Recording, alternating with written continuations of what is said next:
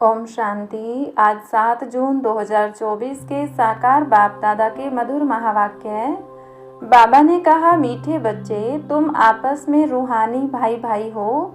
तुम्हारा एक दो से अति प्यार होना चाहिए। तुम प्रेम से भरपूर गंगा बनो, कभी भी लड़ना झगड़ना नहीं। प्रश्न, रूहानी बाप को कौन से बच्चे बहुत बहुत प्यारे लगते हैं? उत्तर, जो श्रीमत पर सारे विश्व का कल्याण कर रहे हैं।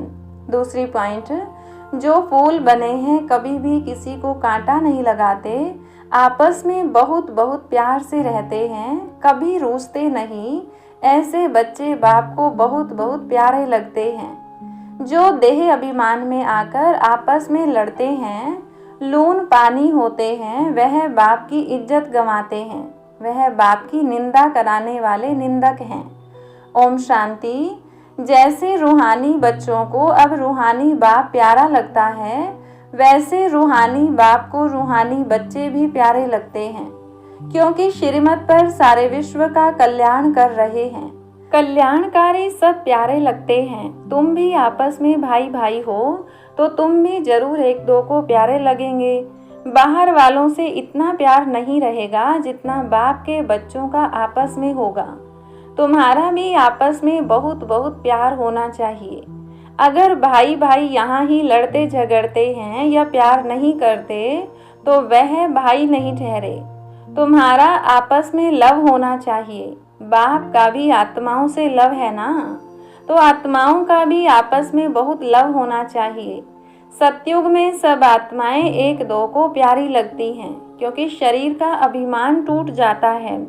तुम भाई भाई एक बाप की याद से सारे विश्व का कल्याण करते हो, अपना भी कल्याण करते हो, तो भाइयों का भी कल्याण करना चाहिए। इसलिए बाप देह अभिमानी से देही अभिमानी बना रहे हैं।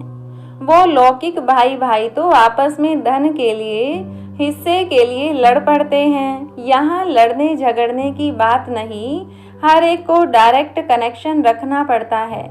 यह है बेहद की बात। योग बल से बाप से वर्षा लेना है।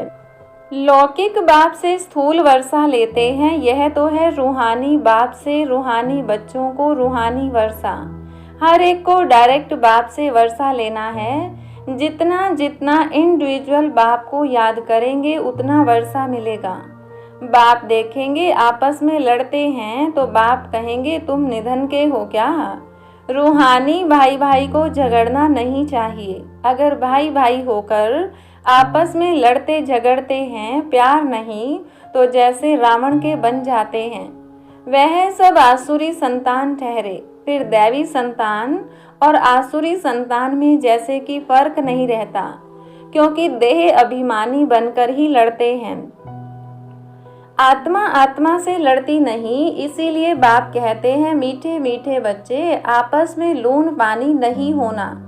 होते हैं तब समझाया जाता है। फिर बाप कहेंगे, यह तो देह अभिमानी बच्चे हैं, रावण के बच्चे हैं, हमारे तो नहीं हैं, क्योंकि आपस में लून पानी होकर रहते हैं। तुम 21 जन्म क्षीरखंड होकर रहते हो। इस समय देही अभिमानी बन रहना है। अगर आपस में नहीं बनती है, तो उस समय के लिए रावण संप्रदाय समझना चाहिए। आपस में लून पानी होने से बाप की इज्जत गंवाएंगे। भले ईश्वरीय संतान कहते हैं, परंतु आसुरी गुण हैं। तो जैसे देह अभिमानी हैं, देही अभिमानी में ईश्वरीय गुण होते हैं। यहाँ तुम ईश्वरीय गुण धारण करेंगे, तभी बाप साथ में ले जाएंगे। फिर वही संस्कार साथ में जाएंगे। बाप को मालूम पड़ता है कि बच्चे देह अभिमान में आकर लून पानी हो रहते हैं। वह ईश्वरीय बच्चे कहला न सके। कितना अपने को घाटा डालते हैं, माया के वश हो जाते हैं। आपस में लून पानी, नमक पानी मतभेद हो जाते हैं। यूं तो सारी दुनिया ही लून पानी है, लेकिन अगर ईश्वरीय संतान भी लून पानी हो, तो बाकी फर्क क्या रहा? वह तो बाप की निंदा कराते हैं। बाप की निंदा कराने वाले लून पानी होने वाले ठोर पा न सके, उनको नास्तिक भी कह सकते हैं। आस्तिक होने वाले बच्चे कभी लड़ नहीं सकते। तुम्हें आपस में लड़ना नहीं है, प्रेम से रहना यहाँ ही सीखना है, जो फिर 21 जन्म आपस में प्रेम रहेगा। बाप के बच्चे कहलाकर फिर भाई भाई नहीं बनते तो वह आसुरी संतान ठहरे। बाप बच्चों को समझाने के लिए मुरली चलाते हैं, लेकिन देह अभिमान के कारण उन्हों को यह भी मालूम नहीं पड़ता कि बाबा हमारे लिए कह रहे हैं। माया बड़ी तीखी है, जैसे चूहा काटता है जो मालूम ही नहीं पड़ता है। माया भी बड़ी मीठी मीठी फूंक दे और काट लेती है, पता भी नहीं पड़ता है। आपस में रूसना आदि आसुरी संप्रदाय का काम है। बहुत सेंटर्स में लून पानी होकर रहते हैं, अभी कोई परफेक्ट तो बने नहीं हैं। माया वार करती रहती है। माया ऐसा माथा मोड़ लेती है जो पता नहीं पड़ता है। अपने दिल से पूछना है कि हमारा आपस में प्रेम है व नहीं। प्रेम के सागर के बच्चे हो तो प्रेम से भरपूर गंगा बनना चाहिए। लड़ना झगड़ना उल्टा सुल्टा बोलना, इससे न बोलना अच्छा है। Hear no evil. अगर किसी में क्रोध का अंश है तो वह लव नहीं रहता है। इसलिए बाबा कहते हैं रोज अपना पोता मेल निकालो। आसुरी चलन सुधरती नहीं तो फिर नतीजा क्या निकलता है, क्या पद पाएंगे। बाप समझाते हैं कोई सर्विस नहीं करेंगे तो फिर क्या हालत हो जाएगी, पद कम हो जाएगा। साक्षात्कार तो सबको होना ही है, तुमको भी अपनी पढ़ाई का साक्षात्कार होता है। साक्षात्कार होने के बाद ही फिर तुम ट्रांसफर होते हो। ट्रांसफर होकर तुम नई दुनिया में आ जाएंगे। पिछाड़ी में सब साक्षात्कार होगा, कौन कौन किस मार्क्स से पास हुआ है। फिर रोएंगे पीटेंगे, सजाएं भी खाएंगे, पछताएंगे। बाबा का कहना नहीं माना। बाबा ने तो बार बार समझाया है कोई आसुरी गुण नहीं होना चाहिए। जिनमें दैवी गुण हैं उनको ऐसा आप समान बनाना चाहिए। बाप को याद करना तो बहुत सहज है। अल्लफ और बे, अल्लफ माना बाप, बे बादशाही। तो बच्चों को नशा रहना चाहिए। अगर आपस में लून पानी होंगे तो फिर ईश्वरीय औलाद कैसे समझेंगे। बाबा समझेंगे यह आसुरी औलाद है, माया ने इसे नाक से पकड़ लिया है। उनको पता भी नहीं पड़ता है, सारी अवस्था डामाडोल, पद कम हो पड़ता है। तुम बच्चों को उन्हें प्रेम से सिखाने की कोशिश करनी चाहिए। प्रेम की दृष्टि रहनी चाहिए। बाप प्रेम का सागर है तो बच्चों को भी खींचते हैं ना, तो तुमको भी प्रेम का सागर बनना है।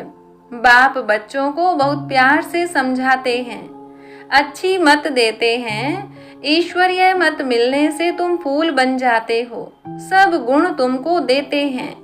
देवताओं में प्यार है ना, तो वह अवस्था तुम्हें यहाँ जमानी है।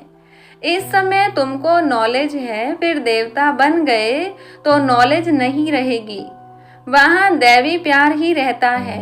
तो बच्चों को अब दैवी गुण भी धारण करने हैं। अभी तुम पूज्य बनने लिए पुरुषार्थ कर रहे हो, अभी संगम पर हो।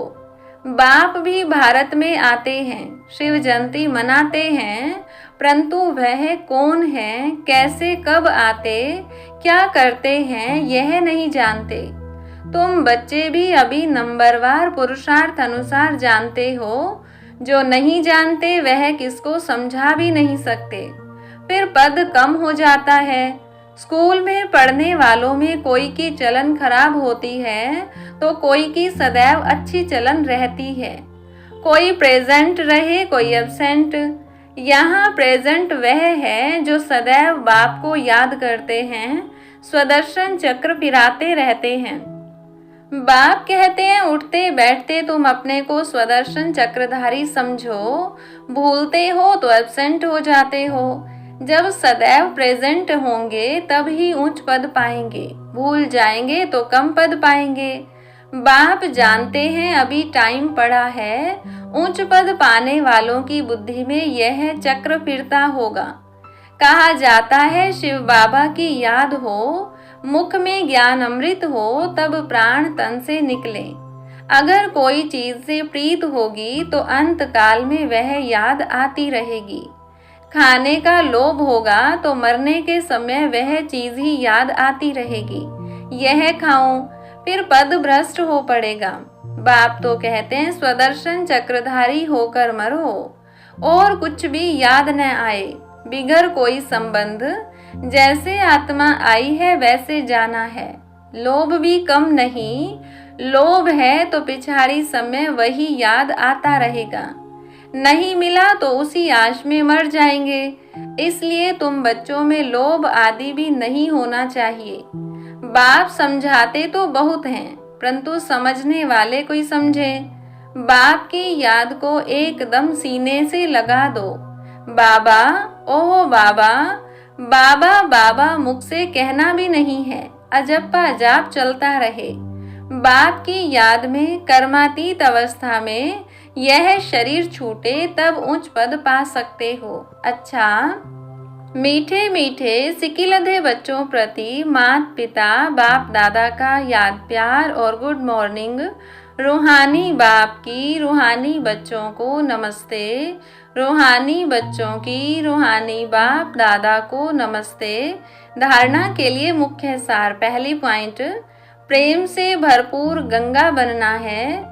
सबके प्रति प्रेम की दृष्टि रखनी है। कभी भी मुख से उल्टे बोल नहीं बोलने हैं। दूसरी पॉइंट, किसी भी चीज में लोभ नहीं रखना है। स्वदर्शन चक्रधारी होकर रहना है। अभ्यास करना है कि अंत समय कोई भी चीज याद न आए। वरदान, पुरानी देह व दुनिया की सर्व आकर्षणों से सहज और सदा दूर रहने वाले राज ऋषि भव।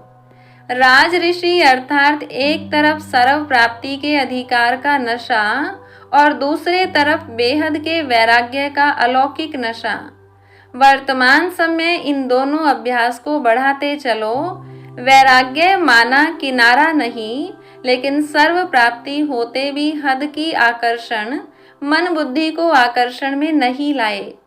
संकल्प मात्र भी अधीनता न हो, इसको कहते हैं राज ऋषि अर्थात बेहद के वैरागी। यह पुरानी देह व देह की पुरानी दुनिया, व्यक्त भाव, वैभवों का भाव, इन सब आकर्षणों से सदा और सहज दूर रहने वाले। स्लोगन, साइंस के साधनों को यूज करो लेकिन अपने जीवन का आधार नहीं बनाओ। अब सुनते हैं मातेश्वरी जी के मधुर महावाक्य। मम्मा ने कहा, देखो मनुष्य कहते हैं कौरवों और पांडवों की आपस में कुरुक्षेत्र में लड़ाई लगी है, और फिर दिखलाते हैं पांडवों का साथी डायरेक्शन देने वाला श्री कृष्ण था। तो जिस तरफ स्वयं प्रकृति पति है उसकी तो विजय जरूर होगी। देखो सभी बातें मिला दी हैं। अभी पहले तो इस बात को समझो कि प्रकृति पति तो परम आत्मा है। श्री कृष्ण तो सतयुग का पहला देवता है। पांडवों का सारथी तो परमात्मा था। अब परमात्मा हम बच्चों को कभी हिंसा नहीं सिखला सकता है। न पांडवों ने हिंसक लड़ाई कर स्वराज्य लिया। यह दुनिया कर्म क्षेत्र है, जिसमें मनुष्य जैसा जैसा कर्म कर बीज बोता है वैसा अच्छा व बुरा फल भोगता है। जिस कर्म क्षेत्र पर पांडव अर्थात भारत माता शक्ति अवतार भी मौजूद है, परमात्मा भारत खंड में ही आते हैं, इसलिए भारत खंड को अविनाशी कहा जाता है। परमात्मा का अवतरण खास भारत खंड में हुआ है, क्योंकि अधर्म की वृद्धि भी भारत खंड से हुई है। वहां ही परमात्मा ने योग बल द्वारा कौरव राज्य खत्म कर पांडवों का राज्य स्थापन किया।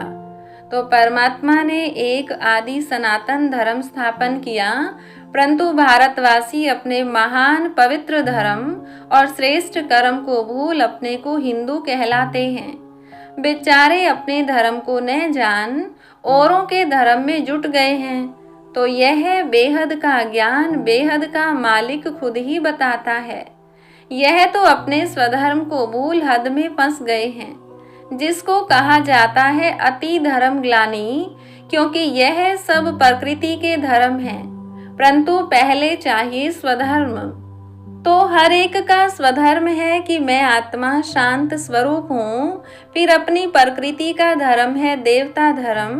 यह 33 करोड़ भारतवासी देवताएं हैं। तभी तो परमात्मा कहता है अनेक देह के धर्मों का त्याग करो, सर्वधर्मानि परित्यज्य। इस हद के धर्मों में इतना आंदोलन हो गया है, तो अब इन हद के धर्मों से निकल बेहद में जाना है।